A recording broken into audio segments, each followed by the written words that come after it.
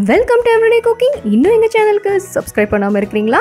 மறக்காமல் கிளிக் பண்ணுங்கள் சப்ஸ்கிரைப் பட்டனையும் பெல் ஐக்கானையும். எப்போது எங்களோட கனெக்டடாக இருங்க அண்ட் சப்ஸ்கிரிப்ஷன் ஃப்ரீ. இன்றைக்கி நம்ம கோதுமை மாவில் ரொட்டி எப்படி செய்யலான்னு பார்க்கலாம். இதுக்கு ஒரு 4 கப் அளவுக்கு கோதுமை மாவு எடுத்துக்கோங்க.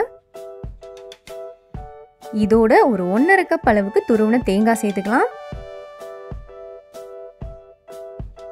இதோட ஒரு டீஸ்பூன் அளவுக்கு சீரகம்,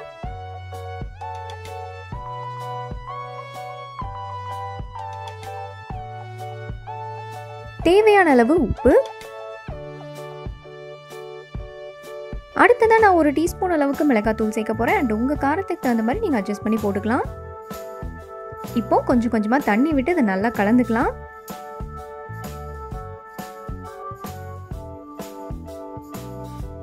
இதை நம்ம ரொட்டியாக தட்ட போகிறோம். ஸோ மாவு சப்பாத்தி மாவு மாதிரி கெட்டியாகவும் இருக்கக்கூடாது, தோசை மாவு மாதிரி தண்ணியாகவும் இருக்கக்கூடாது. இது ஓரளவுக்கு கெட்டியாக கையில் எடுத்து தட்டுற மாதிரி இருக்கணும்.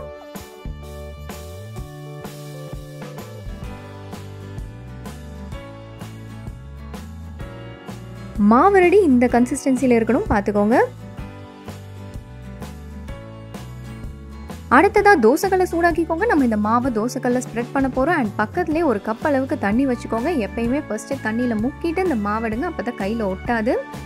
இதை இப்போ தோசைக்கல்லை ஸ்ப்ரெட் பண்ணலாம். கொஞ்சம் கையில் ஒட்டுற மாதிரி இருந்தால் தண்ணியை தெளித்து ஸ்ப்ரெட் பண்ணுங்கள், ஈஸியாக இருக்கும்.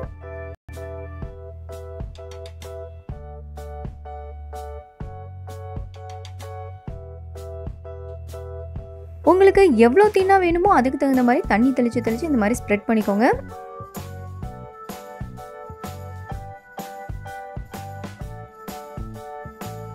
அடுத்ததாக எண்ணெய் ஊற்றிக்கலாம்.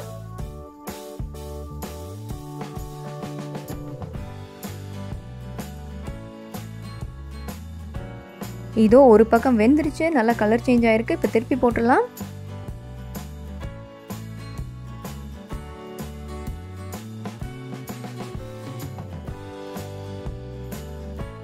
லோவிலேருந்து மீடியம் ஃப்ளேம்லேயே வச்சு நல்லா திருப்பி போட்டு வேக விடுங்க. எவ்வளோ தூரம் நீங்கள் வேக விடுறீங்களோ அவ்வளோ தூரம் உங்கள் ரொட்டி நல்லா கிறிஸ்பியாக வரும்.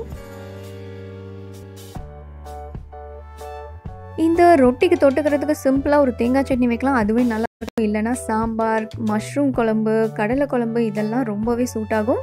இதோ நம்மளோட ரொட்டி ரெடி ஆயிடுச்சு. வேறொரு இன்ட்ரெஸ்டிங்கான ரெசிபியோடு உங்களை சந்திக்கிறோம். அண்ட் மறக்காம எங்கள் சேனலுக்கு சப்ஸ்கிரைப் பண்ணுங்கள்.